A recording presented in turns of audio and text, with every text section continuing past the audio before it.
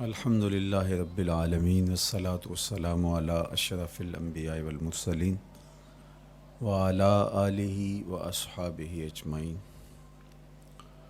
قال اللہ تعالی وتبارک فی القرآن المجید والفرقان الحمید فی شان حبیبہ مخبرا وعامرا ان اللہ وملائکتہ یصلون علی النبی یا ایہا الذین آمنوا صلوا علیہ وسلموا تسلیما۔ اللہم صلی علی سیدنا و مولانا محمد معدن الجود والکرم صلاۃ و سلاما علیک یا سیدی یا رسول اللہ وعلی آلک و اصحابک یا حبیب اللہ۔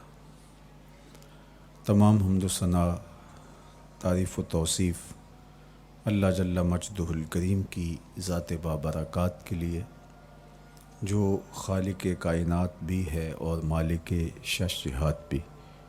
اللہ جل وعلا کی حمد و ثنا کے بعد رسول رحمت، شفیع معظم، نبی محتشم، حضور ختمی المرتبت صلی اللہ علیہ وآلہ وسلم کے حضور ناز میں اپنی عقیدتوں، ارادتوں اور محبتوں کا خراج پیش کرنے کے بعد واجب الاحترام، ذوی الاحتشام، عالی مرتبت، محتشم سامعین، سامعات، السلام علیکم ورحمۃ اللہ وبرکاتہ۔ موسم رحمت ربیع الاول کی بہاریں جلوہ ساماں ہیں، اور میں اور آپ حضور کے تذکار حسن کی خوشبو لینے موجود ہیں۔ آقا کریم علیہ السلام کے جمال جہاں آرا کی تابانیاں اور جلوہ سامانیاں ہمارے ذوق کی تسکین، قلب کا قرار، روح کی ٹھنڈک، ایمان کی تازگی، عشق و محبت کی نہضت کا سبب اور ذریعہ ہے۔ آقا کریم علیہ السلام کے فضائل، حضور علیہ الصلاۃ والتسلیم کے خصائل اور آپ کے شمائل بیان کرنا شروع سے ہی اہل ایمان کا طریقہ رہا ہے۔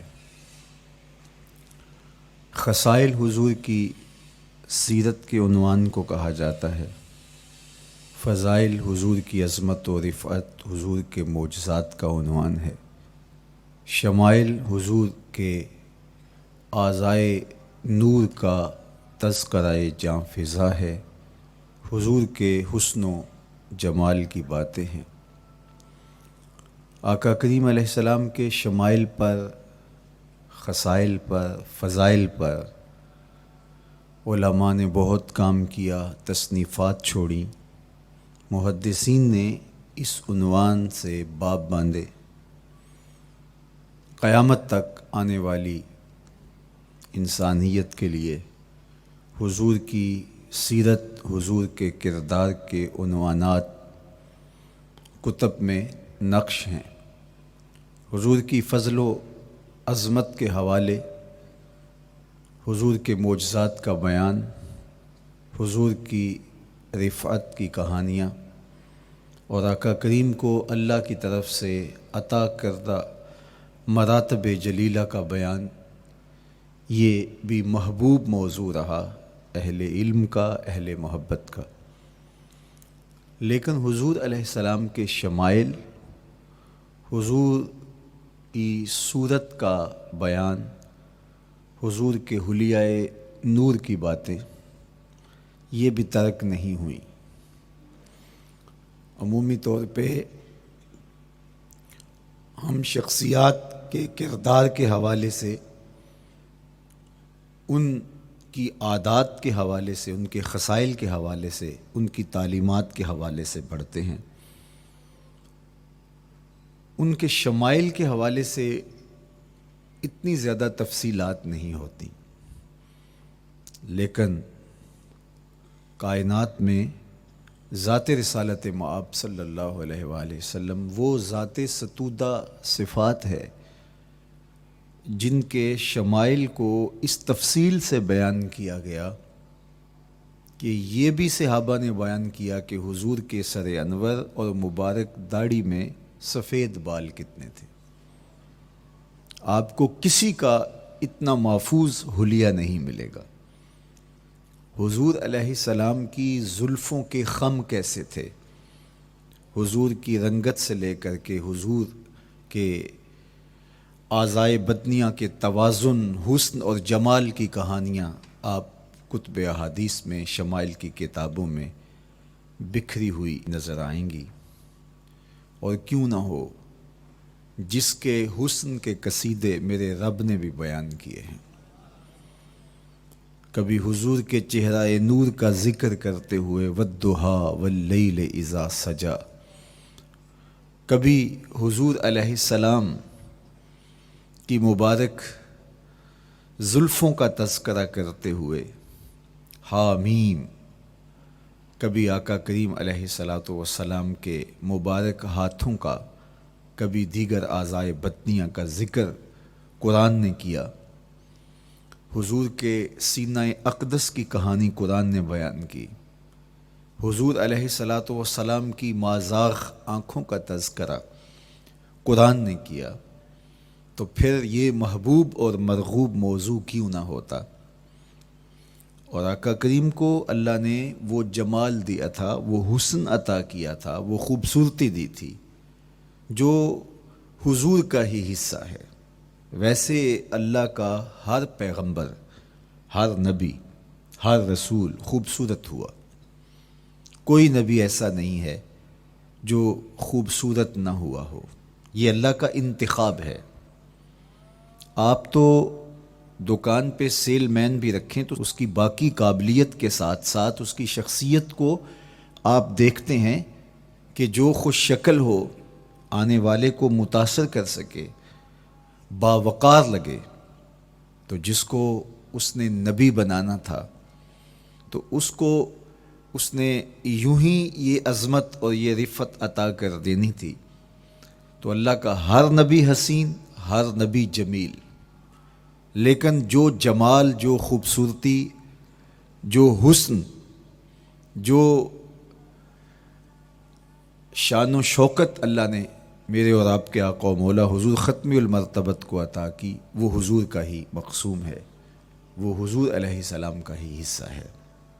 سر انور سے لے کر پائے نور تک حضور کا ہر عضو بدن خوبصورتی کا مرقع اور جمال کا معیار ہے۔ خوبصورتی کیا ہوتی ہے، حسن محمد کو دیکھ لو۔ کوئی عیب، کوئی نقص حضور کے پاکیزہ وجود میں نہیں رکھا گیا۔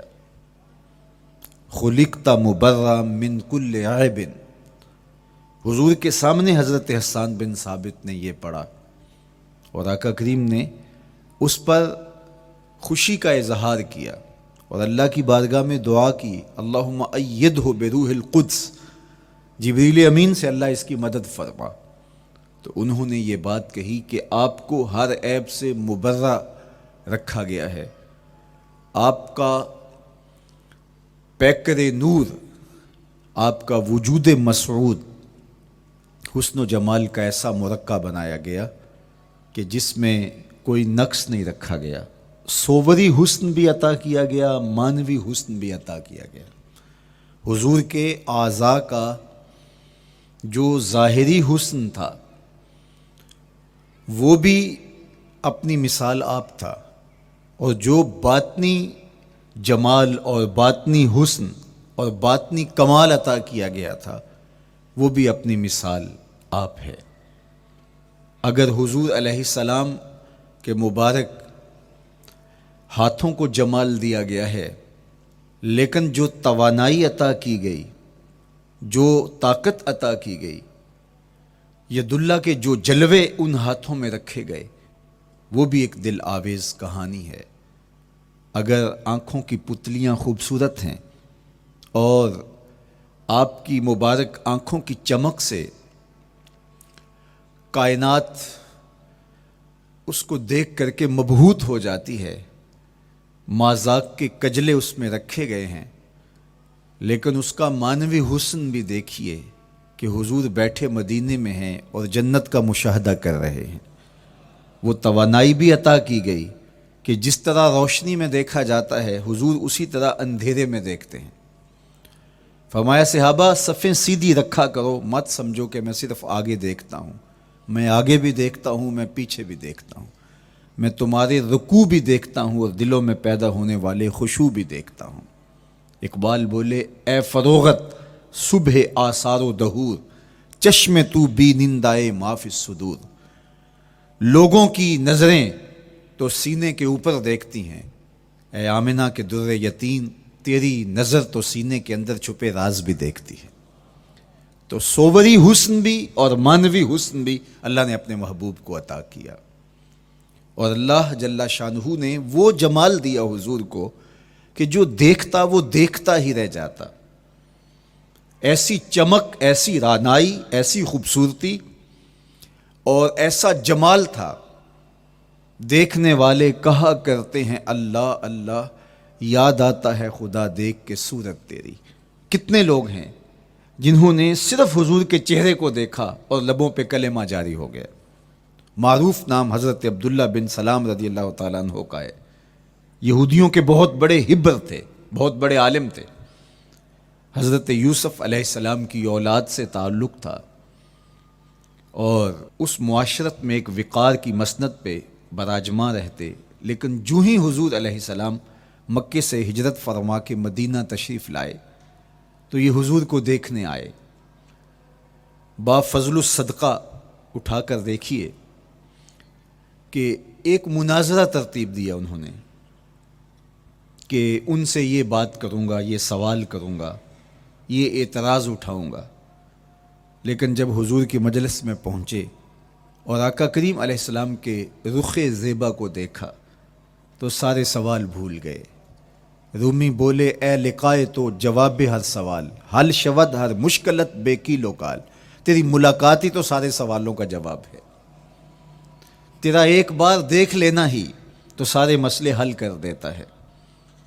تو سوالات کا ایک ڈھیر اٹھائے لائے تھے، ایک گٹھڑی باندھ کے لائے تھے سر پہ رکھ کے، لیکن جو ہی حضور کو دیکھا تو وہ جو گٹھڑی باندھ کے لائے تھے اس کی گرہیں ڈھیلی ہونے لگی، پھر سوال تتلیوں کی طرح اڑنے لگے، اور حضور کو دیکھا تو کوئی سوال ہی باقی نہ رہا۔ اب آقا کریم نے فرمایا عبداللہ ابن سلام آؤ کدھر آئے ہو؟ یہ تو مناظرہ کرنے آئے تھے، سودا لینے کے لیے بازار گئے ہم، ہاتھ اس کے بکے جس کے خریدار گئے ہم۔ لیکن جب آقا کریم نے پوچھا کہ آؤ کدھر آئے ہو تو انہوں نے کہا حضور میں آپ کا غلام بننے آیا ہوں، تیری تک کے ادامہ میں مرید ہو گئے، حضور کے ہاتھ پہ بیعت اسلام کر لی۔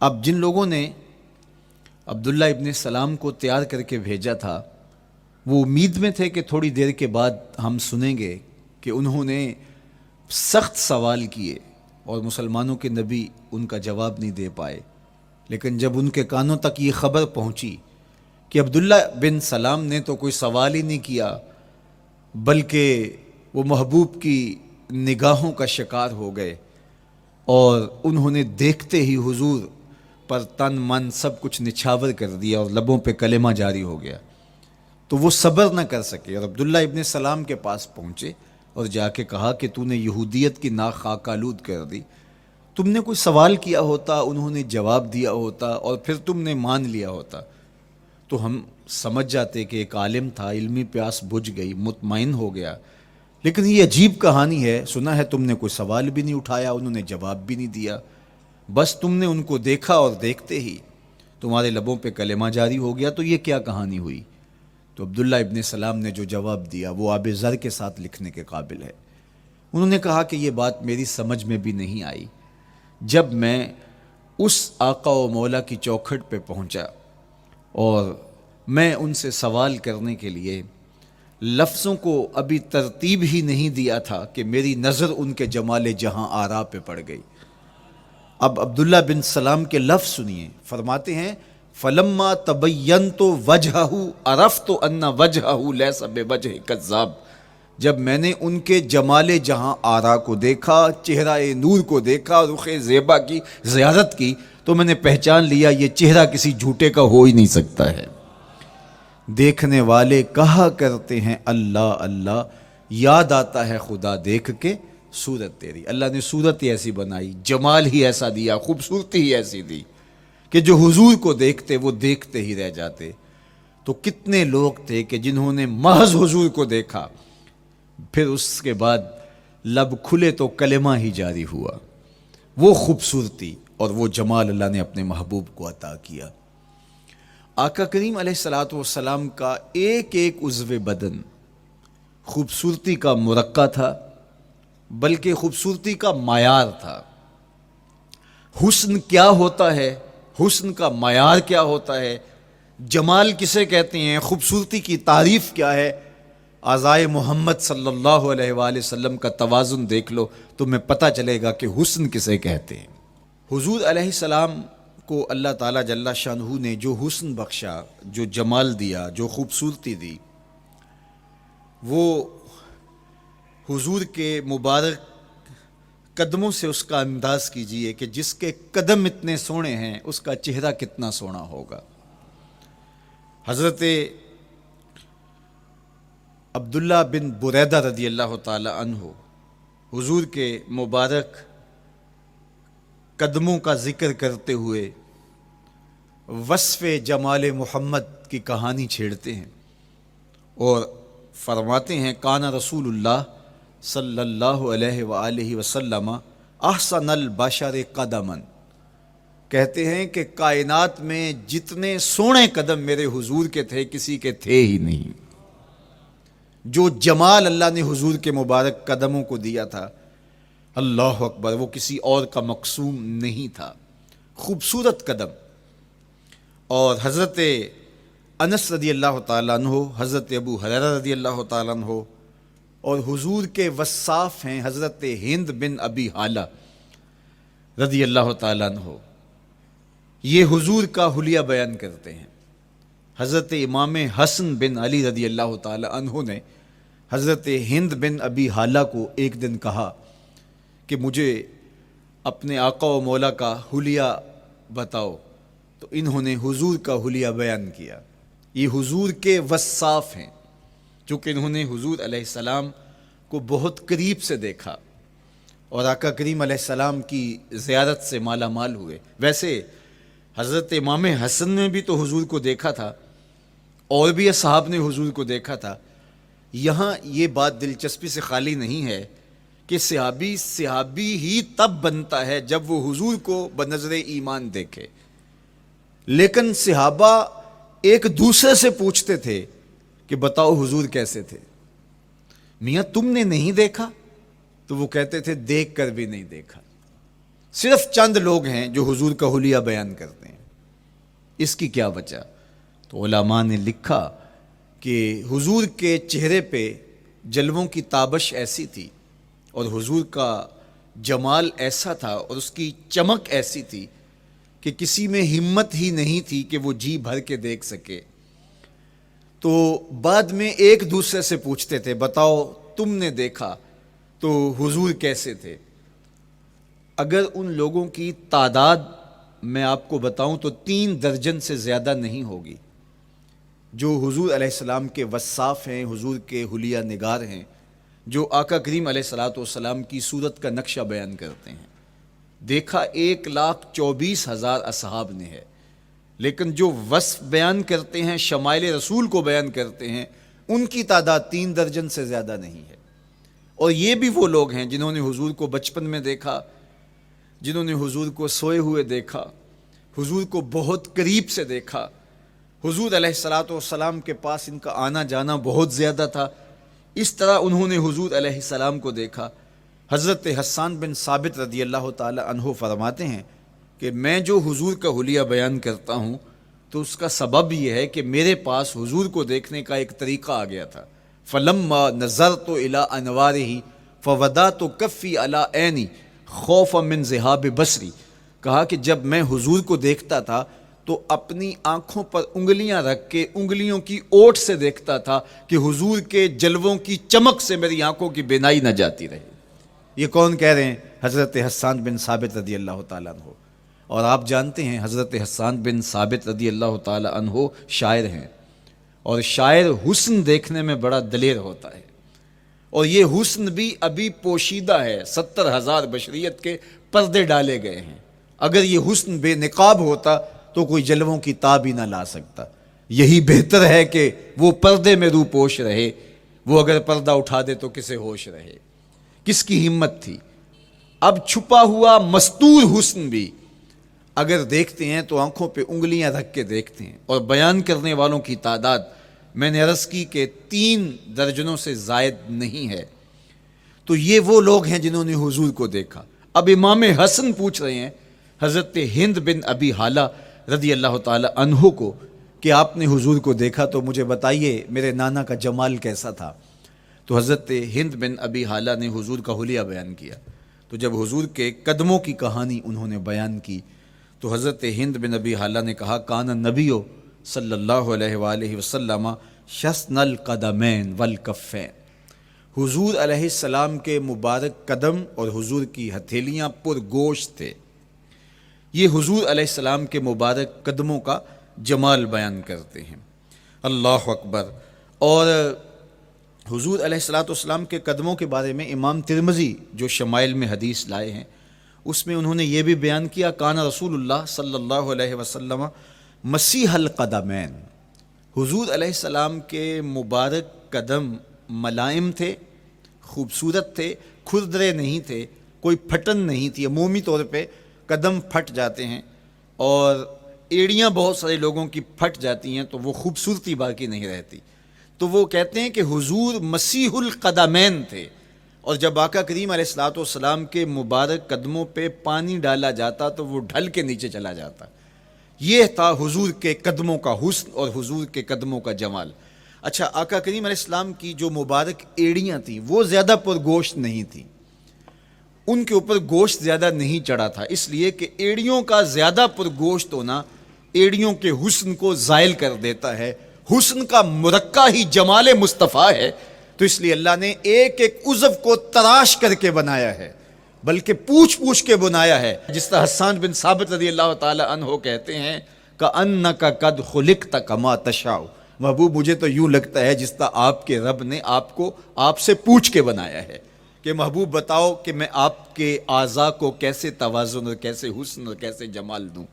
تو حضور کی مبارک ایڑیاں یہ پرگوشت نہیں تھیں، باقی حضور کے پاؤں پرگوشت تھے اور کوئی پھٹن نہیں تھی، بالکل نرم گداس اور بالکل جو ہے وہ ملائم تھے، اور جب پانی ڈالا جاتا تو پانی ڈھل کے نیچے 1 سیکنڈ میں آ جاتا۔ یہ اللہ نے محبوب کو حسن دیا۔ حضرت ہند بن ابی حالہ نے کہا کہ حضور کے مبارک تلوے جو تھے وہ درمیان سے اٹھے ہوئے تھے، ایڑیوں سے لے کر کے انگلیوں تک یہ تلوہ کہلاتا ہے، جو اس کا نچلا حصہ جو زمین سے مس کرتا ہے، اور اس میں جو درمیان والا حصہ ہے یہ اٹھا ہوا ہو اور بالکل پاؤں سیدھا نہ ہو تو یہ پاؤں کا حسن ہے۔ پاؤں کا بالکل سیدھا ہو جانا یہ پاؤں کے حسن کو زائل کر دیتا ہے۔ اس میں تھوڑا سا خم ہو، جب چلے تو انگلیاں اور پنجے کا جو ہے وہ آگے والا حصہ زمین پہ لگے اور ایڑی لگے، اور درمیان والا حصہ زمین پہ نہ لگے، تو یہ حسن ہوتا ہے کسی کے پاؤں کے تلوے کا۔ اللہ نے محبوب کے مبارک قدم کی پشت کو بھی حسن دیا، حضور کے تلووں کو بھی حسن دیا، حضور کی ایڑیوں کو بھی حسن دیا۔ سائل الاطراف، حضور کی مبارک انگلیاں قدرے لامبی تھیں، اور یہ حسن ہوتا ہے۔ انگلیاں چھوٹی ہوں، ان کا قد پست ہو تو پاؤں کی خوبصورتی دکھائی نہیں دیتی، لیکن اللہ نے اپنے محبوب کی انگلیوں کو بھی ایک لمبائی عطا کر کے اس کو بھی ایسا جمال دیا تھا یار جو پاؤں کو دیکھتا رہے وہ پاؤں کو ہی دیکھتا رہ جائے۔ اللہ اکبر۔ اچھا، بعض احادیث میں آتا ہے کہ حضور علیہ السلام کے مبارک تلوے جو ہیں لیس لہا اخمس، یہ لفظ ہیں کہ وہ اخمس نہیں تھے، یعنی وہ درمیان سے اٹھے ہوئے نہیں تھے، تو اس کا کیا مطلب ہے؟ یہ حضرت ابو ہریرہ رضی اللہ تعالیٰ عنہ سے جو مروی روایت ہے اس میں یہ ہے لیس لہا اخمس، اور حضرت ہند بن نبی حالہ سے جو حضور کے مبارک تلووں کا حسن بیان کیا گیا ہے، تو اس میں یہ بیان کیا گیا ہے کہ حضور علیہ الصلوۃ والسلام کا مبارک قدموں کا تلووں کا حسن یہ تھا کہ وہ درمیان سے تھوڑے سے اٹھے ہوئے تھے، اور یہ خوبصورت پاؤں کا جمال ہوتا ہے۔ تو ان دو چیزوں میں علماء نے تطبیق کی ہے۔ اللہ ان علماء کی قبروں پر رحمتیں نازل کرے جو حضور کے حسن پہ، حضور کے جمال پہ گفتگو کرتے رہے، اور ایک ایک عضو پر انہوں نے کئی کئی صفحات لکھے اور کتابیں انہوں نے تحریر کی حضور کے جمال پر۔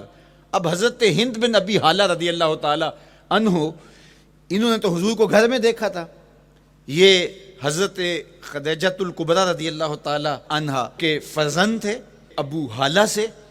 اب انہوں نے تو دیکھا، اب حضور لیٹے ہیں تو انہوں نے حضور کے پاؤں کو دیکھا کہ درمیان میں ہلکا سا خم ہے اور یہ پاؤں کا جمال ہے۔ اب حضرت ابو ہریرہ رضی اللہ تعالی عنہ نے جو حضور کے پاؤں کو دیکھا تو یہ اندرون خانہ کا دیکھنا نہیں تھا، تو انہوں نے کیسے دیکھا؟ تو حضرت ابو ہریرہ سے مروی ایک روایت سے سمجھ آتی ہے کہ انہوں نے جو کہا کہ لیس لہا اخمس، کہ ان کے مبارک تلوے درمیان سے اٹھے ہوئے نہیں تھے بلکہ بالکل برابر تھے، تو اس کا کیا مطلب ہے؟ تو حضرت ابو ہریرہ سے ایک روایت مروی ہے، وہ فرماتے ہیں کہ جب حضور علیہ السلام کسی چٹان کے اوپر چلتے تو حضور علیہ الصلوۃ والسلام کا وہاں قدم پڑتا تو وہ اس چٹان کے اندر حضور کا قدم گھس جاتا، وہ موم کی طرح چٹان نرم ہو جاتی۔ اس طرح زمین پر بھی حضور چلتے تو مبارک پاؤں کا جو نشان قدم ہے وہ پورا دکھائی دیتا۔ تو حضرت ابو ہریرہ رضی اللہ تعالیٰ عنہ اس سے یہ سمجھے کہ حضور کے تلوے جو ہیں وہ برابر ہیں۔ تو علماء نے اس پر گفتگو کی ہے۔ ایک تو حضور جب چلتے تھے تو آقا کریم پورے زور سے قدم زمین پہ رکھتے تھے اور اس وقار سے چلتے تھے کہ جس طرح حضور اونچائی سے نیچے کی طرف اتر رہے ہوں، تو جب پاؤں کو جما کر کے زور سے رکھا جائے تو پھر جو ہے وہ نشان نیچے پڑتا ہے۔ یا اللہ اپنے محبوب کے لیے زمین کو اور پتھروں کو بھی نرم کر دیا تو پھر حضور کے تلووں کا نقش بھی زمین کے اوپر جو ہے وہ حویدہ ہو جاتا۔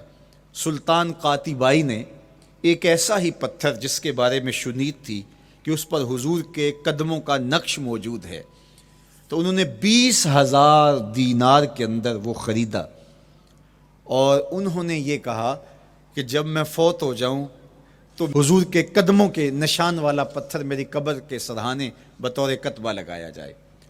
علامہ شہاب الدین خفاجی علیہ رحمہ لکھتے ہیں ہوا موجود الی الآن، وہ اپنے دور میں کہانی بیان کرتے ہیں وہ آج بھی سلطان قاتیبائی کی قبر کے سرہانے وہ پتھر نصب ہے جہاں حضور کے قدموں کے نشان موجود ہیں۔ اللہ اکبر۔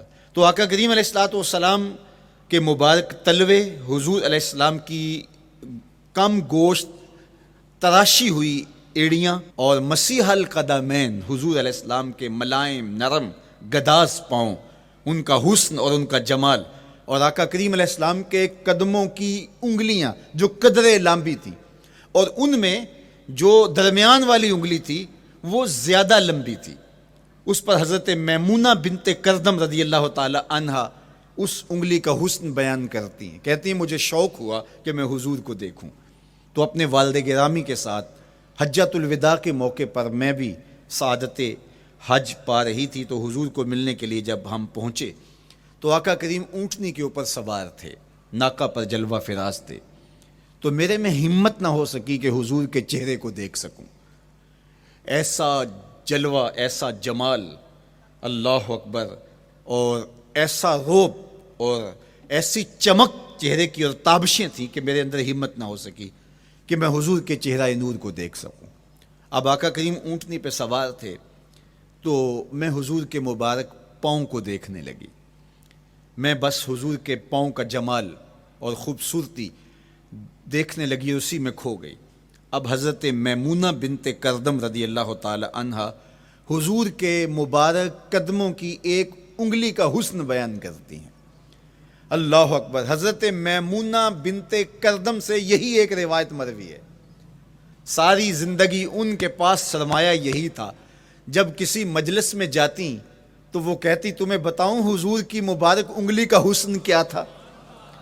یہ سرمایہ ساتھ لیے لیے پھرتی کہ میں نے حضور کی انگلی کو دیکھا ہے، میں نے حضور کے قدم اور حضور علیہ السلام کے تلووں کی زیارت کی ہے. تو وہ اس حسن کو بیان کرتے ہوئے کہا کرتی تھی فما نسیتو فی ما نسیتو طولا اصبع قدم السبابہ علی سائر اصابعہ. جو سبابہ انگلی ہے، انگوٹھے کے ساتھ والی انگلی کو سبابہ انگلی کہتے ہیں، اور اس کے ساتھ والی انگلی کا جو قد دراز تھا اور باقی انگلیوں کی نسبت وہ انگلی لمبی تھی، کہا اس کا حسن آج بھی میری نگاہوں میں گھومتا رہتا ہے اور ہر وقت میرے تصور میں رہتا ہے. میرے تصور سے کبھی اس انگلی کا جمال ہی ختم نہیں ہوا، انگلی کا حسن ہی کبھی زائل نہیں ہوا، ہر وقت اس کے تصور میں کھوئی رہتی ہوں. یار چہرے کے جمال کو کون بیان کرے گا، یہاں تو انگلی کا حسن بیان نہیں ہو رہا.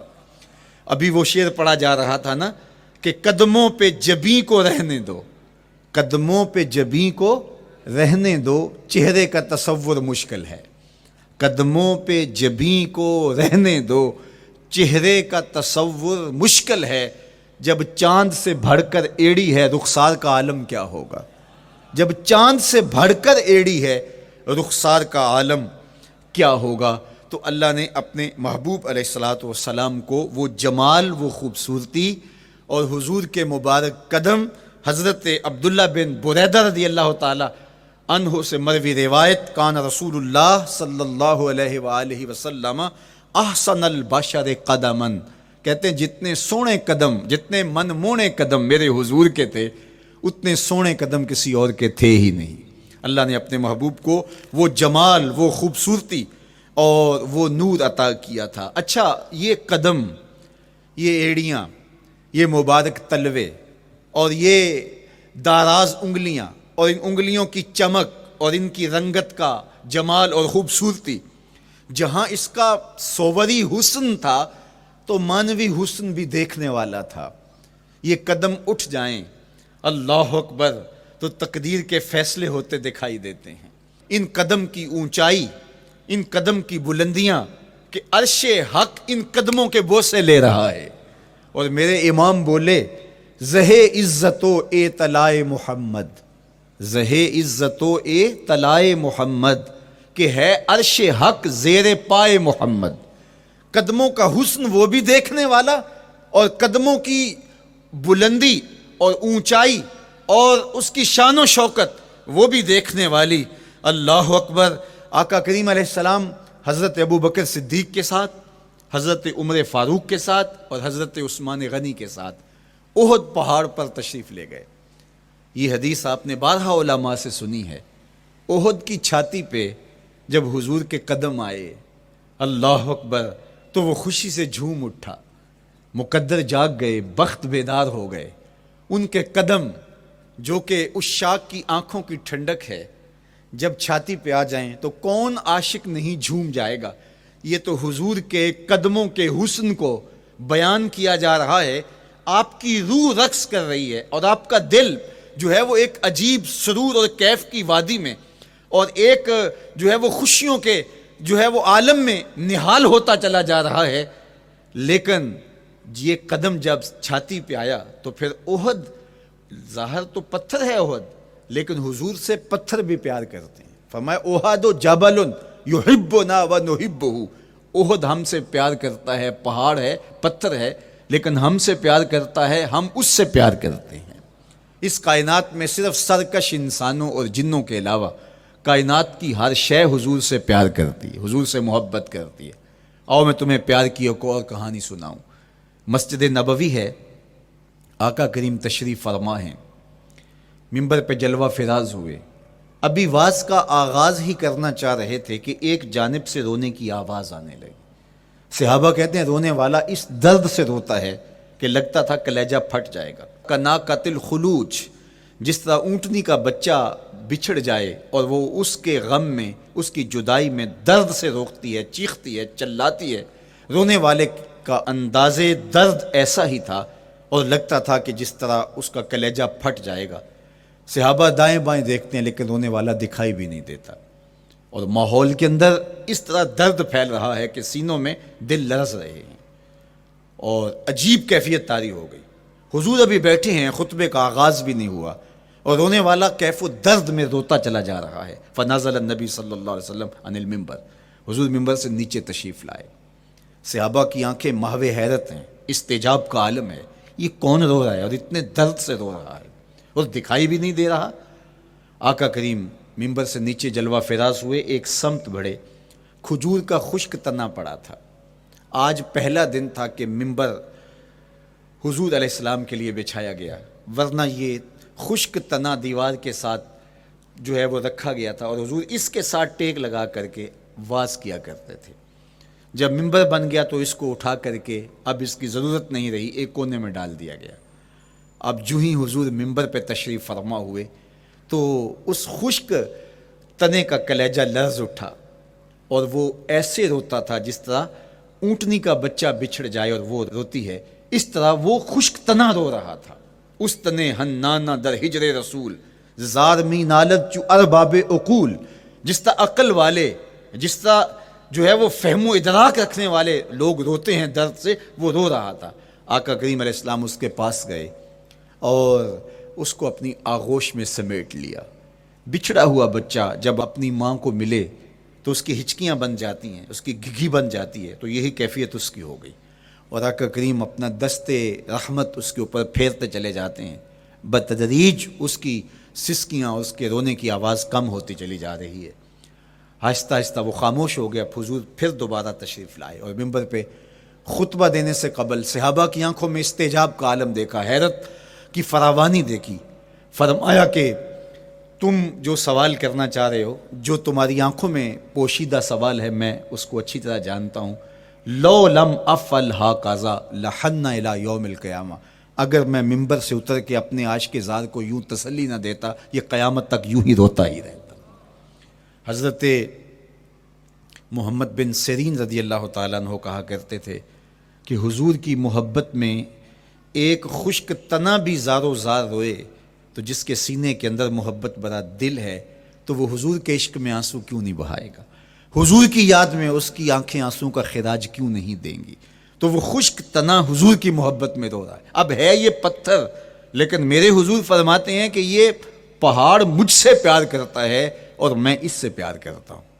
اب حضور اپنے اس محب کے گھر تشریف لے گئے اور اس کی چھاتی پہ قدم رکھا تو وہ خوشی سے جھوم اٹھا. فضاربا برجلہ، اپنا مبارک پاؤں زور سے مارا. فقال اسبت احد فانما علیک نبی و صدیق و شہیدان. فرمایا احد ٹھہر جا، تیرے اوپر اللہ کا ایک نبی ہے، ایک صدیق اور 2 شہید ہیں. تو حضور کی مبارک ایڑی کے لگنے کی دیر تھی، حضور کے قدم کی ضرب کی دیر تھی کہ اس کا زلزلہ تھم گیا.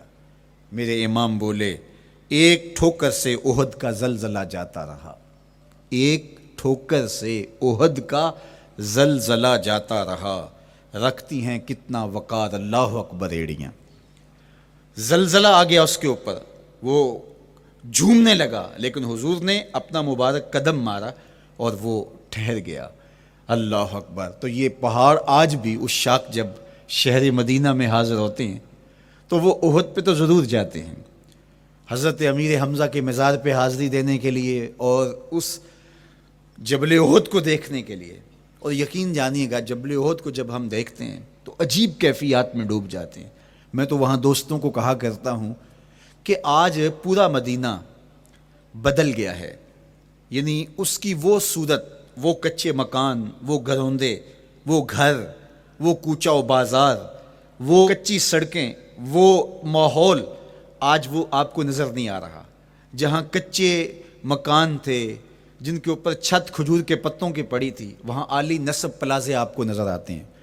فلک بوس آپ کو ہوٹل نظر آتے ہیں. وہ کچی سڑکیں آج آپ کو وہاں دکھائی نہیں دیتی، وہاں تارکول کی بچھی ہوئی سڑکیں دکھائی دیتی ہیں. خوبصورت پتھر لگے ہوئے آپ کو نظر آتے ہیں. وہ ممیاتی ہوئی بکریاں، وہ جگالی کرتے ہوئے اونٹ آج آپ کو وہاں دکھائی نہیں دیتے. وہ ماحول آپ کو نظر نہیں آتا. تو پرانا مدینہ اگر ڈھونڈنے نکلیں بھی تو ظاہر ہے اگرچہ ان پختہ اور خوبصورت عمارتوں کے اندر بھی عکس جمال محمد کا پڑ رہا ہے، لیکن وہ پرانا دور اگر آپ تلاش کرنا چاہیں تو وہ آپ کو وہ چیزیں نہیں ملتی، لیکن جب آپ احد پہ جاتے ہیں تو میں دوستوں کو کہتا ہوں اس احد کو جی بھر کے دیکھ لو، اس پہ ڈائریکٹ میرے حضور کی نظریں پڑی ہوئی ہیں، یہ بدلا نہیں، یہ 14 صدیوں سے جیسا تھا آج بھی ایسا ہے، اس پہ میرے حضور کی نظریں ڈائریکٹ پڑی ہوئی ہیں، اور آقا کریم علیہ الصلوۃ والسلام نے اس کو یوں دیکھا ہے۔ تو یہ احد حضور سے محبت کرنے والا ہے، حضور سے پیار کرنے والا ہے، اور اس پیار کی وجہ سے یہ پتھر قیامت کے دن جنت میں جائے گا، یہ پہاڑ جنت میں جائے گا۔ یار اگر ایک پہاڑ حضور سے پیار کر لے تو وہ مکین جنت بن جاتا ہے، اور اگر حضور کا غلام ایک عاشق حضور سے محبت کرے تو اللہ اس کو کتنے درجے عطا فرمائے گا۔ تو آقا کریم نے زور سے قدم مارا اور فرمایا احد ٹھہر جا، تیرے اوپر اللہ کا ایک نبی ہے، ایک صدیق ہے، اور 2 شہید ہیں۔ اللہ اکبر۔ تو یہ حضور علیہ الصلوۃ والسلام کے مبارک قدم کی شان ہے، یہ حضور کے مبارک قدم کا جمال ہے اور اس کی خوبصورتی ہے۔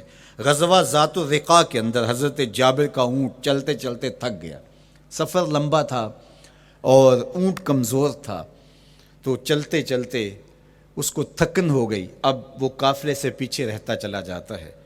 تو اس نے حضور کی خدمت میں عرض کی، یا رسول اللہ یہ اونٹ تھک گیا ہے اور میں قافلے کے ساتھ چل نہیں پا رہا۔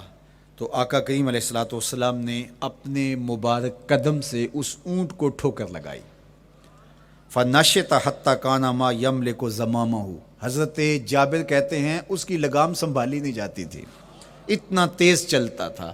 یار جس کے قدموں کی ٹھوکر سے یہ توانائی آ جائے، اس کے ہاتھوں کی توانائی کا عالم کیا ہوگا۔ تو اللہ نے صرف حضور کے مبارک قدموں کو صوری حسن ہی نہیں دیا تھا، مانوی جمال اور توانائی بھی عطا فرمائی تھی۔ حضور علیہ السلام کے چچا جناب ابو طالب کہتے ہیں کہ میں حضور علیہ السلام کے ساتھ تھا، تو راستے میں ذی المجار کی منڈی آئی، اور وہاں حالات ایسے تھے کہ پینے کے لیے پانی دستیاب نہیں تھا۔ تو میں نے کہا کہ عطشت ولیس عندی ماء، مجھے تو سخت پیاس لگی ہے اور پانی بھی پاس نہیں ہے۔ فنزل النبی صلی اللہ علیہ وسلم وضرب بقدمہ الارض فخرج الماء فقال اشرب۔ تو حضور نے اپنے مبارک پاؤں سے زمین پر ٹھوکر لگائی، چشمہ پھوٹ پڑا، اور آقا کریم نے فرمایا چچا پانی پی لیجئے۔ تو وہ پاؤں اگر زمین پہ لگے تو چشمے پھوٹے، اگر احد پہاڑ پہ وہ پاؤں پڑے تو اس کا زلزلہ جاتا رہے، اور اگر وہ کسی جانور کو حضور ٹھوکر لگائیں تو اس کے اندر اس قدر تیزی آ جائے کہ اس کی باغ سنبھالی نہ جائے، اتنا سریع رفتار ہو جائے۔ اب ان قدموں پہ کون قربان نہیں ہوگا؟ یار ان قدموں کو چومنے کے لیے جبریل بھی تو بے تاب دکھائی دیتے ہیں نا۔ معراج کی شب جب جبریل حاضر خدمت ہوئے، حضور محو استراحت ہیں، تو جبریل عرض گزار ہوئے مالک تیرا محبوب تو سو رہا ہے۔ اللہ اکبر، تبارک اللہ، شان تیری تجھی کو زیبا ہے بے نیازی، کہیں پہ جوش لن ترانی، کہیں تقاضے وصال کے تھے۔ ایک کوہ طور پہ خود چل کے جاتا ہے اور عرض گزار ہوتا رب آرنی انظر الیک، مالک تجھے دیکھنا چاہتا ہوں۔ اللہ اکبر، سراپا چشم بنا ہوا ہے اور کہتا ہے مالک میں تجھے دیکھنا چاہتا ہوں۔ جواب کیا آتا ہے؟ لن ترانی، تم نہیں دیکھ سکتے، میرے جلووں کی تاب نہیں لا سکتے۔ ایک خود چل کے جا رہا ہے اور تقاضۂ رویت